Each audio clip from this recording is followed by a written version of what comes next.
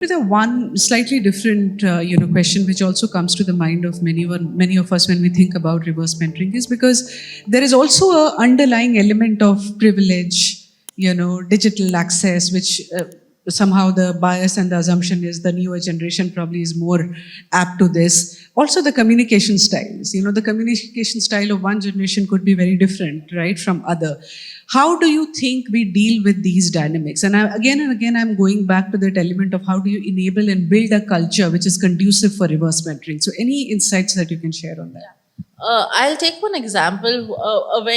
I have a mixed team where I have some senior folks, some interning college students, and there was one person who walked up to me and said that this intern, I am such a senior resource in the team, but she doesn't give me the due respect which I need to have being a senior in the organization.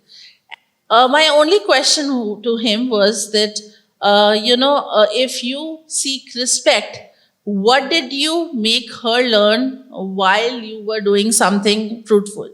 And he had a blank face. And he was like, I am there. I can tell her anything she wants to learn from me. So I said, okay, that means you are also still waiting for her to come to you rather than you going and telling or you giving an extension of your support saying that, hey, you are new to the organization. I am there. If you need any support, I would be there. You can count on me. At times, the virtue and weight of this really holds on for us to be the nicer one. I think we complicate it most often.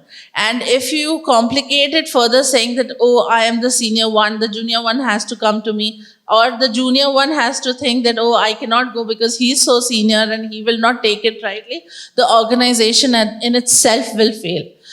Diverse thought process, someone's strength has to be utilized in the organization. Everyone brings unique strengths to the organization, and having this diverse thought process, the diversity in age, demography, etc., brings lot more value. I'm sure I am talking to a lot of people related fraternity. You would have heard this classic video of making penguins and not having peacocks in the organization. That's not what is the intent. So, it is very important. You as a leader have to first shift your mindset. And that's where we start from.